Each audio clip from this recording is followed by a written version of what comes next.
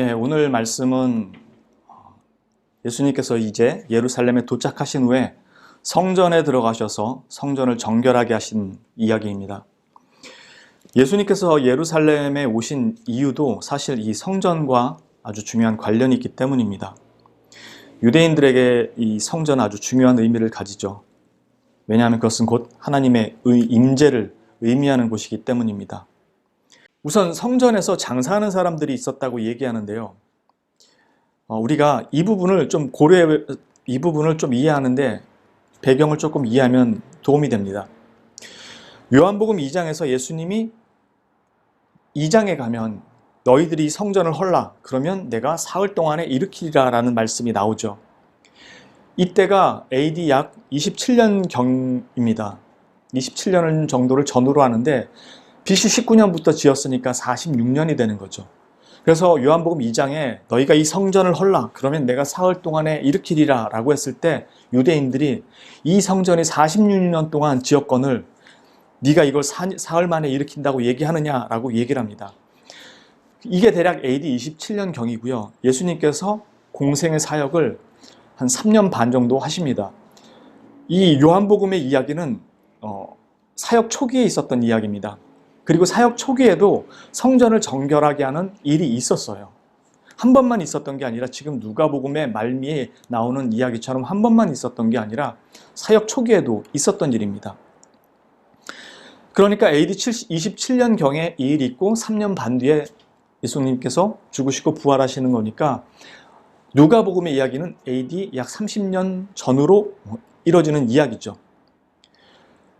제가 이 이야기를 배경을 간단하게 말씀드리는 이유는 뭐냐면 BC 19년부터 46년 동안 아주 긴 시간 동안 성전이 지어지고 있었다는 것은 당시에 사회적이거나 정치적인 부분과 종교적인 부분 이런 부분들을 고려해야 될 부분이 있다는 뜻입니다. 그리고 오랜 기간 공사가 되면 거기에 따른 분명한 재정적 부담이 따라올 거고요. 헤롯은 공사를 시작하고 나서 얼마 되지 않아 죽습니다. 얼마 되지 않아서가 아니라 AD 몇 년 지나지 않아서 죽습니다. 그러니까 그 뒤에 사람들이 성전을 짓게 되는 거죠. 그러니 사회적, 정치적, 종교적, 경제적 여러 가지 부분들이 이 안에 맞물려 있다는 뜻입니다. 그런 점에서 성전에서 장사하는 사람들이 있었다라고 했을 때 우리가 이 부분을 어떻게 이해할 수 있냐면은 본래 신명기에 가면 신명기 14장 24절부터 26절에 보면 이런 말씀이 나옵니다. 내 하나님 여호와께서 자기의 이름을 두시려고 택하신 곳이 내게서 너무 멀고 행로가 어려워서 내 하나님 여호와께서 그 풍부히 주신 것을 가지고 갈 수 없거든 그것을 돈으로 바꾸어 그 돈을 싸가지고 내 하나님 여호와께서 택하신 곳으로 가서 내 마음에 원하는 모든 것을 그 돈으로 사되 소나 양이나 포도주나 독주 등 내 마음에 원하는 모든 것을 구하고 이렇게 나오거든요. 이것에 의해서 예루살렘에 이스라엘이 당시 가나안 땅에 들어간 후에 하나님께서 1년에 3번씩 이스라엘 사람 남자들에게 이 중앙 성소인 예루살렘에 와서 얼굴을 보이라고 말씀을 하시죠. 그래서 먼 길로부터 와야 했을 때 이 짐승들을 가지고 오는 게 힘들기도 하고 오는 중간에 병들어서 죽거나 흠이 생길 수도 있었기 때문에 너무 먼 곳에서 오는 사람들을 하나님께서 배려하셔서 돈으로 가지고 와서 예루살렘 근처에서 상인들에게 흠없고 좋은 것을 사서 가지고 와서 제물로 바칠 수 있게 하셨던 겁니다. 그런데 지금 제사장들이 이것을 악용하는 것이죠. 이 장사꾼들은 지금 이방인의 뜰이라고 불리는 곳에서 지금 매매를 하고 있는 것입니다. 그러나 여기는 들어가서는 사실 안 되는 곳이에요. 장사꾼들이. 성전 밖에서 모든 것들을 준비해서 왔어야 되는 건데 이 성전 안에서 지금 이방인의 뜰이라는 곳에서 매매를 하고 있는 하는 것입니다. 그리고 이 안에서 매매를 해도 말도 안 되는 가격에 지금 그 당시에 강매를 시켰대요. 어떻게 강매를 시켰냐면 외부에서 가지고 오는 이 재물들은 가지고 들어갈 수 없게 만들어 버린 거예요. 그러니까 무조건 살 수밖에 없게 만든 거죠. 더군다나 밖에서 사갖고 들어오는 것도 못 가지고 가게 했던 것입니다. 그러니까 한마디로 제사장들하고 장사꾼들하고 연결고리가 있다는 뜻이죠. 이 커넥션이 있다는 거죠. 이런 이권 결탁이 있으니까 아무래도 가격이 높아질 수밖에 없는데, 그 가격이 어느 정도였냐면 평상시 거래되는 가격, 예를 들어서 가난하고 어려운 사람들을 위해서 양이 아닌 비둘기 같은 걸로 대신 바칠 수 있게 하셨잖아요. 이 싼 비둘기 하나의 가격이 평상시 가격에 적게는 50배에서 많게는 80배까지의 가격으로 거래가 됐다고 합니다. 어마어마한 이 폭리를 취하는 거죠. 이 폭리를 취한 것을 제사장과 장사꾼이 나눠 가지겠죠. 그런데 다만 이 제사장들에게만 갔을까?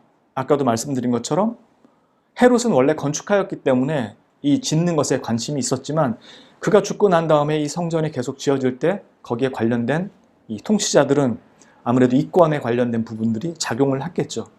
그러니까 이 돈은 단순히 제사장들에게만 들어간 것이 아니라 그 위에 관련된 사람들에게도 분명히 들어갔을 것입니다. 그러다 보니 이 공사 기간이 길어지면서 생기는 재정적인 문제나 종교적인 기득권을 가진 사람들이 권력을 소유하기 위해서 생기는 문제 같은 것들이나 그에 따른 이권 개입, 또 이런 모든 것들이 상호작용하고 있었겠죠. 그런데 여기서 우리가 한 가지 짚고 넘어가야 될 것이 있는데요. 누가복음에서는 예수님께서 단지 장사하는 자들을 내쫓으셨다고 되어 있지만, 마태나 마가복음에서는 매매하는 자들이라고 되어 있습니다. 즉 파는 자들과 사는 자들 모두 다 내쫓으셨다고 되어 있습니다. 그 말은 어쩔 수 없이 사야만 했던 자들이라고 해서 피해자라고 말씀하지 않는다는 것입니다. 어쩔 수 없이 살 수밖에 없었기 때문에 피해자일 수는 있습니다. 그들이 자신이 직접 재물을 가지고 들어갈 수 없으니까 나는 살 수밖에 없으니까 피해자 아니냐라고 말할 수 있었는데, 주님은 두 사람 다, 두 부류 다 내쫓으셨다고 말씀합니다. 그 이유는 그 장소는 매매가 이루어져서는 안 되는 장소였기 때문입니다. 다시 말해서 그들의 침묵은 부정한 예배에 대한 타협이 되는 셈이고, 자신의 편리와 죄악에 대한 외면과도 같은 것이기 때문입니다. 물론 이런 문제에 있어서 오늘날 교회에서 이런 부분이 유사하게 일어날 수 있습니다. 이런 부분에 대해서는 분명히 신중하고 바른 성경의 이해에 기반한 어떤 논의와 대화가 필요하지만, 적어도 그것이 불법적이거나 성경에서 말씀하는데 위배된다고 한다면, 하나님의 뜻에 어긋난다면 그 부분은 결코 적정선에서 타협하는 그런 타협의 여지를 둘 수 없다는 것입니다. 그것이 무엇이든 간에 적절한 타협이 이루어져서는 안 된다는 것입니다. 진리와 직접적인 연관이 있는 것이 아니라면 유연성을 생각해 볼 수 있고, 고려해서 적정선에서 우리가 좋은 길을 찾아볼 수 있겠지만, 거룩한 성전인 이 성전에서의 예배가 침해받는 것은 결코 타협의 여지가 없습니다. 오늘날 우리는 과연 이 점에서 얼마나 신중하고 성경의 기준을 두고 있는지 진지하게 고민해 봐야 되는 거죠. 많이 세월이 흐르면서 처음 우리나라에 이 기독교가 전파되었을 때와 지금의 모습과는 분명히 많이 달라진 점이 있죠. 특히 예배가 온라인으로 바뀌면서 헌금도 온라인으로 많이 바뀌었습니다. 사실 특수한 상황이죠. 그러나 원래 헌금을 만약에 드린다고 한다면, 주님 앞에 바친다고 한다면, 그것은 우리가 일주일 동안에 준비해서 주님 앞에 드릴 수 있는 사실 그 자세들이 있어야죠. 기도를 일주일 동안 준비해서 주일 대표 기도를 하듯이 사실 헌금이라는 부분도 마찬가지입니다. 다만 헌금뿐만이 아니라 모든 교회 내에서의 활동과 생활 자체가 사실 그런 부분을 담고 있죠. 지금은 이게 2년 동안이나 긴 시간 동안 지속이 되다 보니까 많이 약화되고 흐려지긴 했는데, 이런 것처럼 교회에서 행해지는 모든 예배와 전반에 관련된 활동들이 과연 우리는 성경적으로 그리고 진지하게 주님 앞에서 이렇게 이행이 되고 있는가도 한 번쯤은 생각해보고 확인해 봐야 되는 것들입니다. 사람들의 입맛에 맞는 예배를 하고 있는 것은 아닌지, 교회의 머리 되시는 그리스도 중심의, 그리고 그리스도가 원하시는, 그리고 그리스도께서 주권을 가지신 예배와 교회의 모습이 되고 있는지는 우리가 함께 진지하게 성경을 통해서 고민하고 확인해 봐야 되는 문제입니다. 그래서 우리가 오후에 있을 성경 공부에도 교회에 대해서 배우고자 하는 것도 이 코로나 시대 때 지금 너무나도 교회에 대한 이해가 많이 좀 예전과 달라져 있지 않는가 하는 점에서 제 삶 다시 한번 확인해 보고자 하는 이유이기도 합니다. 청교도 신학자였던 아서 핑크는 이런 말을 했습니다. 교회에서 성도를 위하여 성령을 내쫓느니 나는 차라리 성령을 위하여 성도를 내쫓겠다. 저는 이 책을 읽으면서 이 말씀이 제 가슴 깊이 박혔던, 아주 제 가슴 깊이 박혔던 문맥 중에 하나입니다. 매우 두꺼운 책이었음에도 가장 제 가슴을 남았던 내용은 이거였습니다. 오늘날 과연 교회는 성도를 위해서 성령을 내쫓고 있는 것은 아닐까라는 부분을 진지하게 고민해 봐야 되죠. 주님이 장사하는 사람들만이 아니라 그곳에서 물건을 사던 사람들, 어쩔 수 없었다고 말하는 사람들 역시도 내쫓았다는 것을 다시 한번 깊이 고민해 봐야 됩니다. 서로 좋은 게 좋은 것이라는 식의 적절한 타협이 서로에게 치명적인 결과를 낳을 수도 있다는 것을 생각해야 합니다.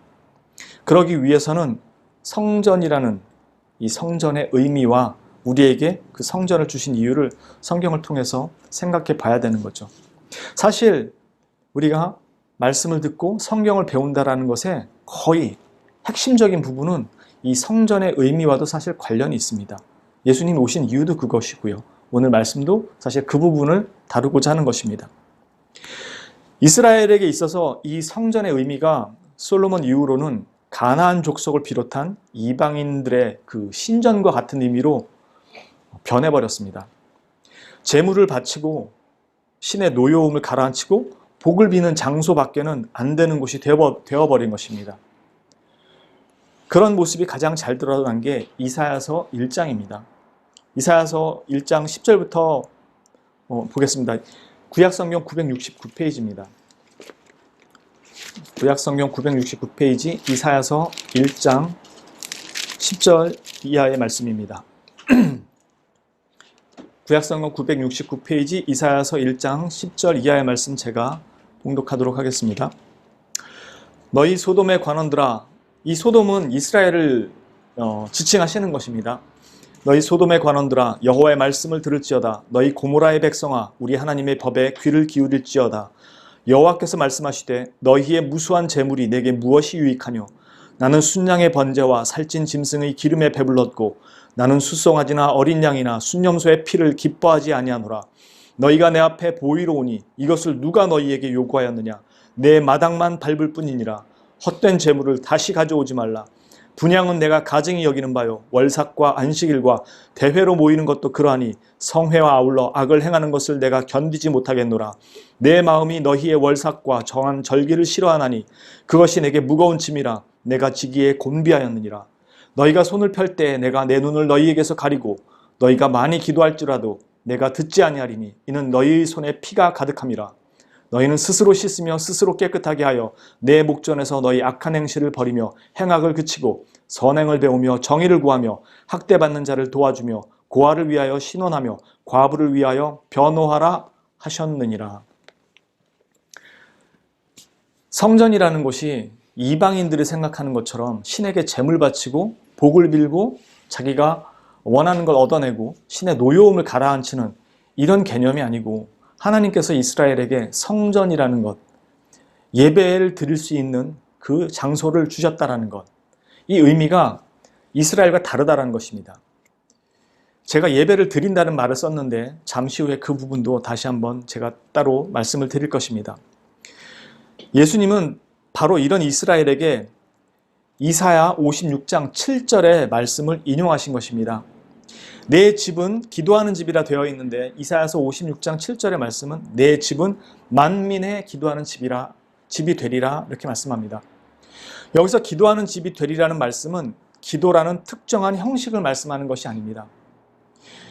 이사야서 56장 7절에 나오는 이 말씀의 배경은 모든 이방인들도 다 내 앞에 와서 이렇게 예배하는 때가 올 것이라는 의미입니다. 여기서 말하는 이 기도라는 이 특정한 형식을 말씀하고 있는 것이 아닙니다. 누가복음에서 말하는 것은요. 기도라는 표현을 쓰신 것은 성전은 하나님께서 자기 백성과 만나시기를 원하는 장소라는 뜻입니다. 하나님께서 자기 백성과 소통하고 함께 교제하시기를 원하는 장소라는 의미에서 예배와 기도, 가르침, 영육 간의 헌신과 같은 이런 종교적인 모든 활동을 다 의미하는 것입니다. 만남과 교제라는 이런 교통이라는 것을 달리 표현한다면 우리가 예배를 드린다는 의미에 국한되는 것이 아니라 하나님께서 자기 백성에게 베푸시는 은혜의 자리라는 것도 포함이 되어 있다는 의미입니다. 교통, 교제, 사귐, 나눔이라는 의미가 예배를 드린다는 의미뿐만이 아니라 그 자리가 하나님의 은혜가 베풀어지는 자리라는 것을 포함하고 있다는 의미입니다. 그러니까 예배의 자리를 마치 내가 해야만 하는 의무의 자리처럼 이해하고 예배에 참석한다면 그것은 성전을 왜 찾아왔는지를 모르는 것과 같은 것입니다. 반만 알고 있는 거죠. 마치 이방인들이 신에게 제사를 지내며 신의 환심을 사고 노여움을 가라앉히며 그를 만족시켜서 자신의 소원과 계획을 신의 도움으로 성취해보고자 하는 것과 별반 다를 바 없는 것이 되는 거죠. 그러나 기독교 신앙은 그와는 전혀 다릅니다. 우리가 하나님을 만족시키는 것이 아니라 아시겠지만 하나님께서 하나님을 만족시킬 것을 미리 예비하셨죠. 그 아들을 통해서. 우리가 하나님을 만족시키는 것이 아니라 하나님이 우리를 만족해 하는 존재로 만드신 분이라는 것을 알고 믿기에 그 예배의 자리에 나오도록 하신 겁니다. 예배는 조건을 만족시키는 것이 아니라 이미 은혜를 받은 자가 마땅히 드리는 반응의 자리입니다. 그리고 다시 또 베풀어 주시는 은혜를 사모하는 자리이기도 하고요. 예배의 자리는 단지 내가 해야만 하는 의무의 자리라고 여기면 그때부터 예배는 정말 하나님의 임재와 생명력을 느낄 수 없는 죽은 듯한 예배처럼 느껴질 수밖에 없습니다. 그저 자리에 앉아서 시간만 채우고 이번 주 할 일을 다 한 이 예배 한번 주님 앞에 드리고 나면 이번 주 할 일을 다 한 마음으로 가볍게 발걸음을 일상으로 옮기게 될 뿐입니다. 그러나 예배의 자리에서 하나님의 임재와 은혜를 구하는 사람은 그 시간이 전혀 다를 수 있습니다. 여러분이 이미 소요리를 통해서 배우셔서 아시겠지만 하나님께서 우리에게 은혜를 베푸시는 방편은 말씀과 성례와 기도입니다. 하나님의 임재를 어떤 특별한 현상이나 능력으로 이해하거나 눈물을 쏟아야 하는 것과 같은 이런 감동의 사건으로만 바라본다면 그것은 정말 큰 오해입니다. 하나님의 임재가 가장 분명하게 나타나고 확실하게 드러나는 시간은 바로 말씀이 선포되는, 말씀이 증거되는, 말씀이 전해지는 시간입니다. 그 자리입니다. 하나님은 말씀을 통해서 우리에게 하나님의 임재를 경험하도록 하셨습니다. 그 말씀을 경청하고 무슨 말씀을 하시는가 듣기를 원하는 자는 그 말씀 속에서 우리에게 다가오시고 하나님 자신을 나타내시고 또 우리에게 요구하시는 것들을 깨닫게 하시고 그리고 그로 말미암아 은혜를 경험하게 하시고 또 때로는 책망의 음성도 들려주시기도 합니다. 이 모든 말씀을 통해서 우리에게 은혜를 베푸시고 계시는 것입니다. 때문에 주의 말씀으로 잘 준비되어 있으면 자신의 일상에서 말씀하고 인도하시는 하나님의 동행과 또 하나님의 인도를 올바로 따라서 반응할 수 있지만 그렇지 않다면 그는 항상 자기중심적인 판단과 생각을 내리고 하나님의 뜻을 자기 판단대로 결론 내리게 됩니다. 그리고 특별한 어떤 영적 감화, 제가 말하는 영적 감화는 말씀이 아니라 뭔가 특별한 현상들을 통해서 무슨 그것이 치유의 역사든 안 되는 일이 풀리는 것이든 세상 사람들이 바라보는 이방인들이 신을 섬길 때 바라보는 것과 바라는 그런 모습의 것으로 하나님의 임재와 은혜를 느끼려고 한다는 것이죠. 잘못됐다는 것입니다. 그래서 어떤 분들은 지금 제가 말씀드린 것처럼 말씀이 선포되는 자리에서 그 말씀을 통해서 내가 이것을 잘못하고 있구나, 또는 하나님께 내가 구하던 기도에 대해서 이렇게 응답을 주시는구나, 또는 나의 갈 길을 이렇게 나타내 주시는구나 등등의 말씀을 통해서 여러 가지 것들을 배우고 깨닫고 경험하고 하나님의 임재를 느끼게 되는 이런 사람들은 예배를 드린다는 표현보다는 예배한다는 표현을 사실 더 선호합니다. 사실 어떤 의미에서는 예배를 드린다는 표현보다는 예배를 한다는 표현이 맞는 표현입니다. 우리에게는 오랜 종교적 습관들이 있기 때문에 신한테 무엇인가를 드린다는 의미에서 예배를 드린다라는 게 훨씬 더 익숙하지만, 단어가 중요한 것은 아닙니다만 의미는 잘 이해하는 게 좋죠. 예배를 드린다고 표현한다 해서 잘못되는 것은 아니니까요. 그러나 예배라는 것은 하나님께서 우리에게 주시는 것이 있다는 것입니다. 즉 우리가 하나님께 드리는 일방통행의 것만 있는 것이 예배가 아니라는 것이죠. 예배 드리고 은혜 받는다는 의미도 아닙니다. 예배의 자리가 곧 은혜가 시어되는 자리라는 뜻입니다. 이 둘은 전혀 다른 문제입니다. 기브 앤 테이크의 개념이 아니라는 것입니다. 하나님께 예배드리고 은혜를 받는다, 이건 하나님께 우리가 충성하고 무엇인가를 받아낸다라는 것과 똑같은 의미인데 그런 개념의 것이 아니라는 것입니다. 하나님이 은혜를 베푸는, 우리에게 은혜를 주시는 자리가 예배의 자리라는 뜻입니다. 즉 예배의 자리를 떠난 사람에게 은혜란 없다는 것입니다. 그러니까 예배가 무엇인지를 우리는 다시 또 생각해 보게 되죠. 근데 우리는 예배를 이렇게 와서 교회에서 일주일에 1시간 드리는 이것만을 예배로 생각하는 경우도 많다는 것이죠. 그러니까 성전, 예배 이런 것들이 우리에게는 잘못 이해되어 있다는 것이 되게 많다는 것입니다. 예배의 자리는 이런 식으로 기브 앤 테이크의 자리가 아니라는 것입니다. 하나님이 은혜를 주시는 자리가 예배의 자리입니다. 왜냐하면 하나님께서는 말씀과 성례와 기도와 같은 것을 통해서 은혜를 주시기 때문입니다. 그러니 하나님의 임재와 은혜를 어떤 특별한 영적 현상이나 물리적 축복이나 체험, 또는 나도 모르게 마음에 감동이 오고 눈물이 쏟아져야만 하는 것 같은 그런 것들로 이해하는 분들에게는 이런 공적 예배의 자리가 밍숭밍숭하다고 느껴질 수도 있습니다. 그래서 막 기도원을 찾아다니는 분들, 무슨 부흥회를 쫓아다니는 분들도 많죠. 하나님의 임재를 경험하고 교통하는 자리라면서 아무 느낌이 없다고 생각하는 분들이 있을 수 있다는 것입니다. 자기가 바라는, 자기가 생각하는 하나님의 임재가 아니라고 생각하기 때문에요. 때문에 어떤 분들에게는 예배의 자리가 지겹거나 단지 한 주일 동안 뭔가 캥기는 그 기분을 갖지 않기 위해서 반드시 참여해야만 하는 불편한, 마땅히 있어야 된다고 생각은 하지만 불편한 자리일 수 있습니다.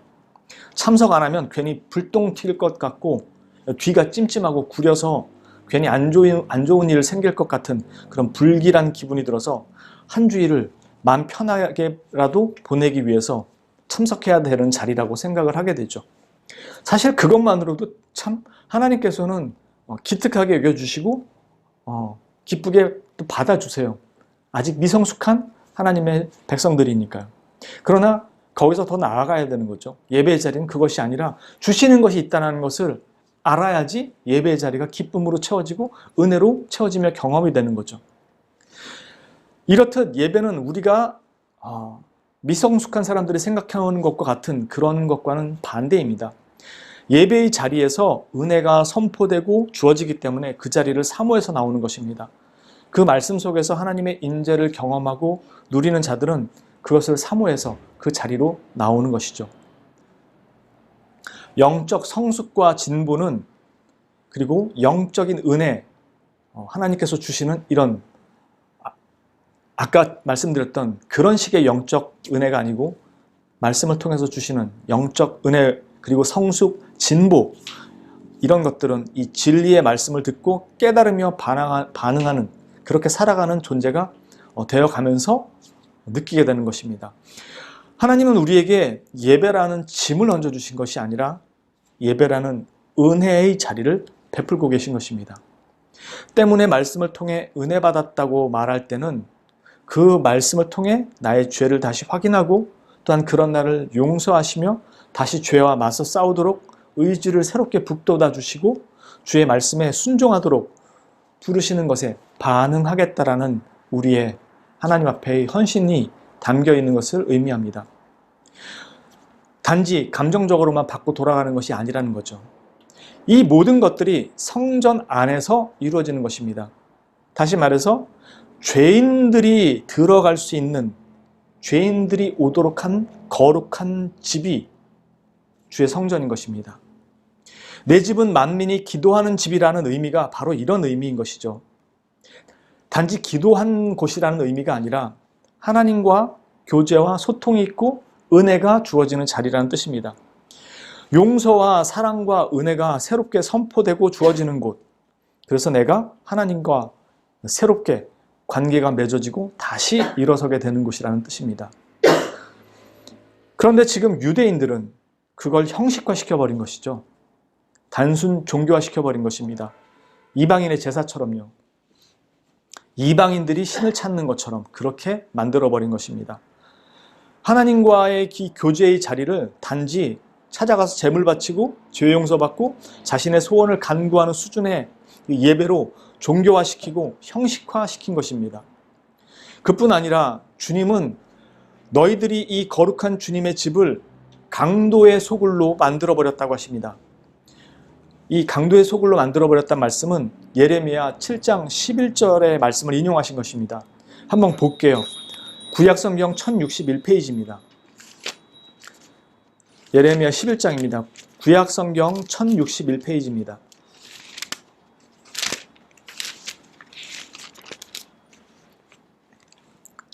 구약성경 1061페이지, 68페이지입니다. 예레미야 7장, 죄송합니다. 61페이지입니다. 61페이지. 예레미야 7장 1절부터 11절까지 보겠습니다. 제가 봉독합니다.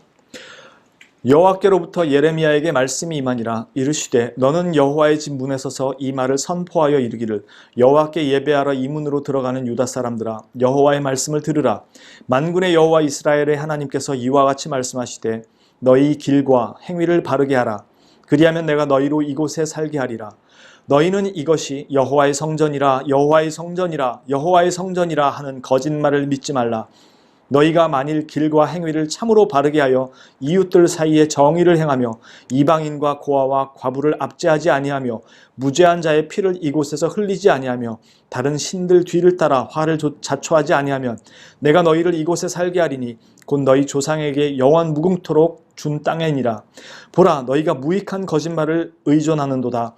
너희가 도둑질하며 살인하며 간음하며 거짓 맹세하며 바알에게 분향하며 너희가 알지 못하는 다른 신들을 따르면서 내 이름으로 일컬음을 받는 이 집에 들어와서 내 앞에 서서 말하기를 우리가 구원을 얻었나이다 하느냐. 이는 이 모든 가증한 일을 행하려 함이로다. 내 이름으로 일컬음을 받는 이 집이 너희 눈에는 도둑의 소굴로 보이느냐. 보라, 나 곧 내가 그것을 보았노라. 여호와의 말씀이니라.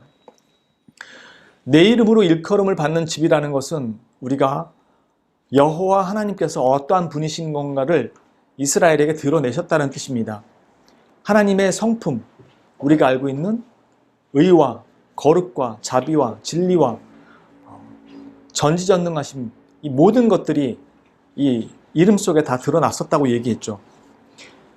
그 이름으로 일컫는 집에 이들을 불렀다는 것은 너희도 그런 존재가 되라고 했다는 것이고 그 교제를 통해서 그것들을 배워나가도록 하신 것인데 전혀 다른 일들을 행하면서 이것이 여호와의 성전이라 여호와의 성전이라 얘기하고 있다는 것입니다. 그러면서 외세의 침략에 우리는 이 성전이 있으니까 아무 탈이 없을 거라고 얘기한다는 거죠. 이사야서 1장에 아까 읽었던 내용이나 지금 예레미야의 내용이나 보시듯이 너희들이 정의와 공의는 행하지 않으면서 하나님의 백성이라고 얘기하고 있다는 것이었습니다. 그러면서 성전이 여기 있으니까 무너지지 않을 것이다. 왜? 하나님의 임재가 여기 있으니까 라고 그들이 믿고 생각하고 있었다는 것입니다. 거기에 하나님께서 4절에 보시듯 이것이 여호와의 성전이라 하는 거짓말을 믿지 말라고 하시죠. 나중에 다 무너진다는 것입니다. 유대 민족은 여호와의 성전이 예루살렘에 있는 이상 결코 자신들이 외세의 침략으로부터 안전할 것이라고 믿었습니다. 그러나 주님은 달리 말씀하셨죠. 너희들이 악을 행하면서도 성전에 와서 제물을 바치며 마치 하나님의 말씀을 따르는 백성인 것처럼 행하지만 그런 제사가 너희의 거짓된 악행을 가리지 못한다는 것입니다. 오히려 너희의 그 악행이 너희가 바치는 그 제물이 너희의 악행을 합리화시켜주는 역할만 해주고 있을 뿐이라는 것입니다. 와서 예배하니까로 너희의 악행이 덮이는 것이라고 생각한다는 것입니다. 비록 내 이름으로 일컫는 성전이 여기 있을지라도 너희의 악행으로 인해 이곳은 무너질 것이고 그들에게 성전은 하나님과의 교제하는 장소가 아니다라는 것을 하나님이 선포하는 것입니다. 그들에게 성전은 하나님과의 교제하며 소통하는 장소가 아니라 단지 이방인들의 신전과 같다는 것이죠. 그리고 오히려 이 모든 악행을 행하고 그들 중에 가난하고 어려운 사람들을 돌보는 일에는 관심이 없습니다. 그래서 결국 이 성전은 파괴되죠. 이것은 마치 오늘날의 신앙의 모습과도 비슷하다고 생각됩니다. 자신의 신념은 하나님의 사랑과 구원의 실패가 없다는 것을 믿고 확신한다고 하는데 그의 삶과 생활은 죄와 악에 그대로 물든 채 변함없이 살아간다면 그가 가진 믿음과 확신은 하나님에 대한 진짜 참 믿음, 하나님에 대한 믿음이 아니라 교리에 대한 신념일 뿐이고 개념에 대한 확신일 뿐입니다. 교리를 믿는 것과 하나님을 믿는 것은 완전히 다른 것입니다. 우리는 교리를 통해서 하나님을 알고 그 하나님, 우리에게 은혜와 긍휼을 베푸시는 하나님의 사랑을 믿고 바라는 거지 교리를 믿는 것이 아닙니다. 지식으로는 어떤 교리도 동의할 수 있지만 그 지식이 반드시 하나님에 대한 사랑이라고 말할 수 있는 것은 아닙니다. 다시 말해서 참된 지식은 죄인을 변화시키고 하나님의 사랑을 바라보게 합니다. 그리고 그에 대해서 반응하게 만들고요. 그것은 너무나 당연한 것입니다. 중생이라는 것은 죽은 자에게 새로운 생명의 씨앗이 심겨졌다는 의미이기 때문에 그렇습니다. 그래서 생명의 씨앗이 심겨진 사람에게 나타나는 반응이 바로 믿음이라는 것이고 죽은 자에게서는 나타날 수 없는 그것이 생명의 씨앗이 심겨졌기 때문에 살아난 사람의 반응이 나타난다는 것입니다. 그래서 그 지식은 참된 지식은 생명력을 가지고 있습니다. 그러나 나의 나약함과 게으름과 나태한 죄성은 자꾸 이것을 가로막죠. 그저 생명의 씨앗이 심겨졌다고 해서 가만히 있어도 저절로 싹이 나서 자라고 성장하는 것은 아닙니다. 도전하며 죄와 맞서 싸워 이겨내야 하는 것들인 것이죠.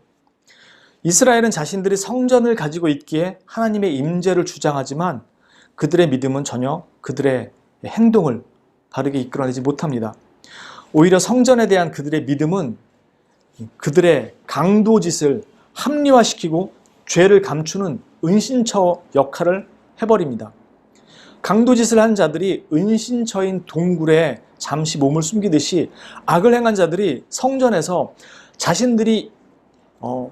성전이 자신들에게 있다는 것으로 그리고 자신들이 그 제물을 바치고 예배를 한다는 것으로 그들의 은신처를 성전으로 삼고 근데 우리가 믿는 그 은신처의 개념이 아니고 자기가 제물 바쳤다는 것으로 이 성전이 그 제물 바친 행위가 그들의 은신처, 자신의 죄를 합리화시키는 역할을 한다는 것입니다. 오늘날 어떤 면에서는 우리도 이와 같을 수 있습니다. 주일 성수라는 것이 내가 피해갈 수 없는 하나의 예배를 위한 예전과 같은 것으로만 이해하고 겨우 시간 채워서 한 주 마음 편하게 보내는 것으로 만족한다면 너무도 미숙한 신앙인 것이죠. 주님이 주시는 은혜는 알지도 보지도 못한 채 자신이 하나님께 바쳐야만 하는 의무적 시간으로만 예배의 시간을 이해하고 있다고 생각하는 것이니까요. 그리고는 형식적인 종교적 행사와 예배의 형식을 지킨 것으로 자신의 의무를 다했다고 여기면 그리고 또 나가서 같은 죄를 반복하고 또다시 돌아와서 그 행위를 함으로 또 자신이 지난 한 주의 죄들을 사함받는 것으로만 생각한다면 그는 더 큰 은혜와 복의 특권을 경험하지도 누리지도 못하는 것이죠. 왜냐하면 예배를 통해서 말씀이 선포될 때 이전에는 이기지 못했던 그 죄의 자신의 습성을 보게 되고 다시 힘을 내 싸우게 되고 그렇게 조금씩 성장해가고 성숙해가는 그 자리, 그 은혜, 그 특권들을 누리지 못하는 것이죠. 사실 그것을 은혜고 특권이라고 잘 인식하지도 못하죠. 미성숙할 때는. 오히려 하나님께서 뭔가 안 되는 걸 되게 해주시고 풀리게 해주시고 채워주시는 것들이 은혜로고만 생각하는 거죠. 성전은 하나님과 교통하는 곳입니다. 그런데 죄인이 그곳에서 살아계신 하나님과 교통을 하는데 전혀 죄에 대한 감각이 없다고 한다면 하나님이 죽으셨거나 하나님이 안 계시거나 아니면 내가 죽었다는 뜻입니다. 그럼 둘 중에 누가 죽은 겁니까? 나는 지금 멀쩡히 살아있으니까 하나님이 죽으시거나 안 계신 건가요? 내가 아직 살아있고 그 성전에서 하나님을 만나고 있다면, 즉 영적으로 살아있다면 나는 너무도 마음이 아프고 자신이 한심스러우며 그 죄악을 미워할 수밖에 없겠죠. 예배의 자리는 그런 내게 용서와 긍휼을 다시금 선포하시고 내가 하나님의 자녀라는 것을 역시나 그런 불쌍한 한심한 존재임에도 하나님의 사랑을 받는 자녀라는 것을 다시 확인시켜 주시는 자리입니다. 그러나 나의 부족함으로 그 관계가 깨어지는 것은 아니지만 하나님의 사랑은 마냥 덮어주시고 모른 척 그냥 넘어가 주시는 것도 아니라는 것입니다. 그래서 그 말씀이 내 귀에 들리고 나로 하여금 깨닫게 하시고 죄를 뉘우치게 하시고 다시 가야 할 곳을 알게 하셔서 맞서 싸우며 그 삶으로 들어가서 주님의 걸음에 동참하도록 하시는 것이죠. 왜냐하면 이 모든 자리는 하나님의 백성으로 만드시기 위해 주시는 것들이기 때문입니다. 구원은 우리를 그렇게 만들겠다는 선포의 시작이었고 미래의 완성인 것입니다. 성전은 하나님의 우리와의 이 약속이 재확인되고 재선포되며 교통이 이루어지는 곳입니다. 그런데 이것은 관심 밖의 문제고 다만 신에게 바쳐야 할 종교적 의무와 행위를 다하는 것으로만 자기의 일이 끝난다고 생각한다면 그에게 이 시간은 지루하고 빨리 맞춰져야 할 그런 시간에 불과하게 되겠죠. 하물며 지금 이스라엘 이 백성들은 성전 안에서 무슨 짓을 벌이고 있는 것인가요? 이들이 영적으로 죽은 자들과 무엇이 다릅니까? 이것만큼 두려운 일이 있습니까? 거룩한 주의 집에서 강도의 짓을 행하는 자신을 알지 못하는 자들의 모습인데, 그래서 오늘 이 19장의 41절 이하에 예루살렘 성전을 보시며 주님께서 그냥 울고 계신 것이 아니라는 것을 우리가 알 수 있게 되는 거죠. 지금 이스라엘에게 성전은 종교적인 행위를 바치는 곳 이외에는 특별한 의미를 가지고 있지 못합니다. 마치 오늘날 우리가 예배 행위를 그렇게 이해하고 있을 수도 있다는 것이죠. 단지 내가 바쳐야 할 종교적 행위 시간, 한 주일을 그래도 마음 편하게 보낼 수 있기 위해서는 바쳐져야 한다고 생각하는 그런 시간 정도로만 말이죠. 그러나 이 예배의 처소가 하나님과 사귐과 교제의 자리임을 분명히 믿고 예배한다면 하나님께서 그 자리를 거룩하게 하실 것이며 또한 그 예배가 거룩해질 것입니다. 그것이 우리가 예배의 자리를 결코 소홀히 여기거나 가볍게 다룰 수 없는 가장 큰 이유입니다. 우리는 강도의 구렬로 만드는 자들이 될 수 없기 때문입니다. 예수님은 사역 시작 때부터 회당에서 가르치시는 것으로 출발하셨습니다. 마태복음 4장 23절 같은 경우에는 예수께서 온 갈릴리에 두루 다니사 그들의 회당에서 가르치시며 천국 복음을 전파하시며 백성 중에 모든 병과 모든 약한 것을 고치시니라고 합니다. 회당에서부터, 지방이니까요. 성전은 예루살렘에 있으니까 회당에서 가르치시고 복음을 전파하셨습니다. 그리고 천국 복음 하나님 나라를 선포하셨죠. 그리고 마지막 예루살렘에서의 시간도 성전에서 가르치시는 것으로 마치십니다.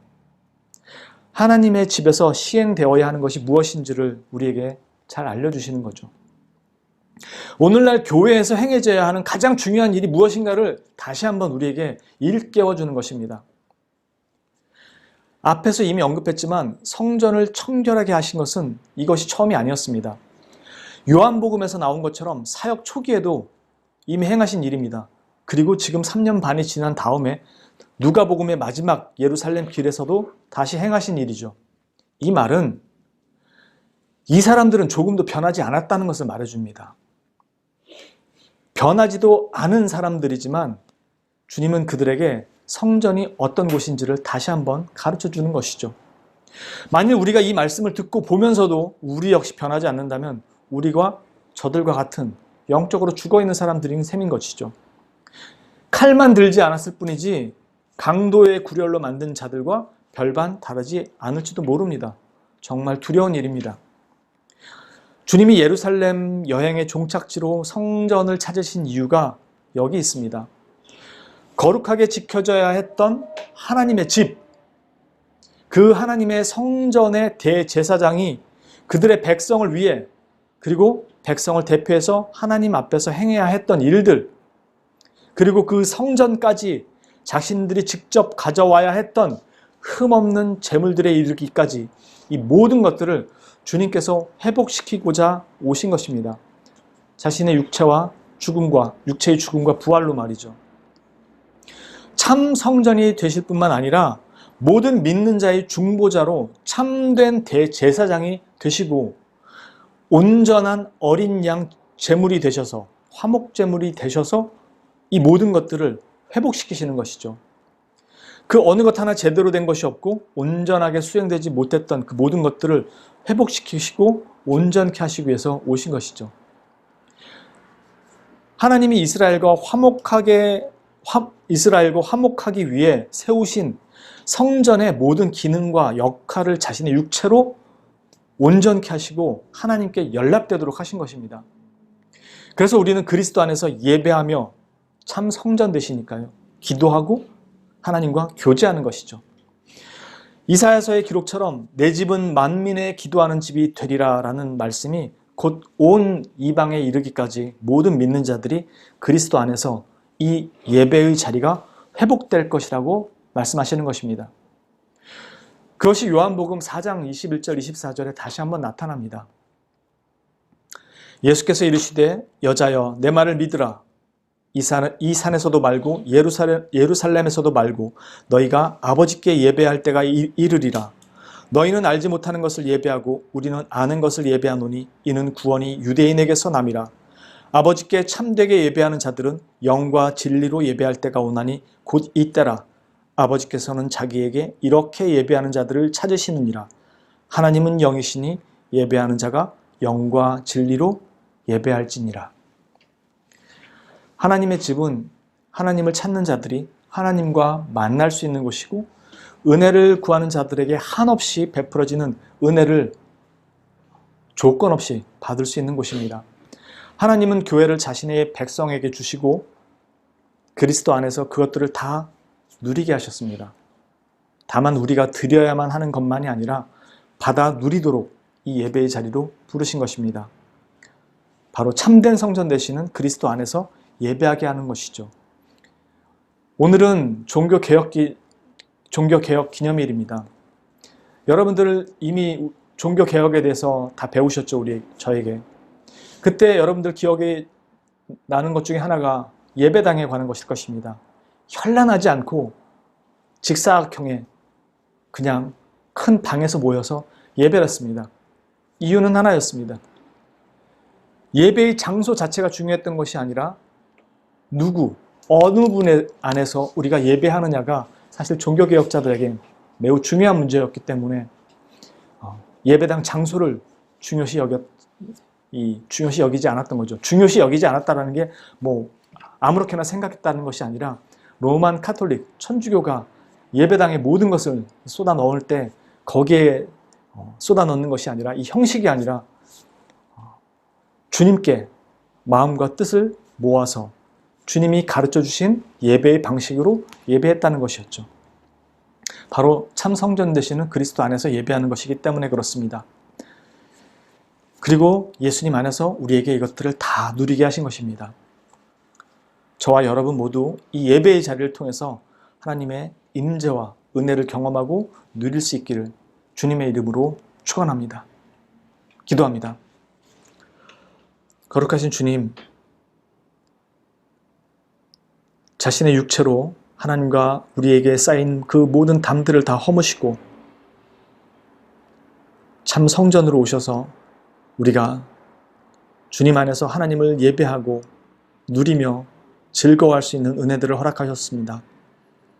주님, 저희는 비록 작은 건물에서 그리 많지 않은 인원이 함께 예배하고 주님을 찾지만 이곳이 천국이며 이곳이 낙원임을 주님 안에서 거듭거듭 확인합니다.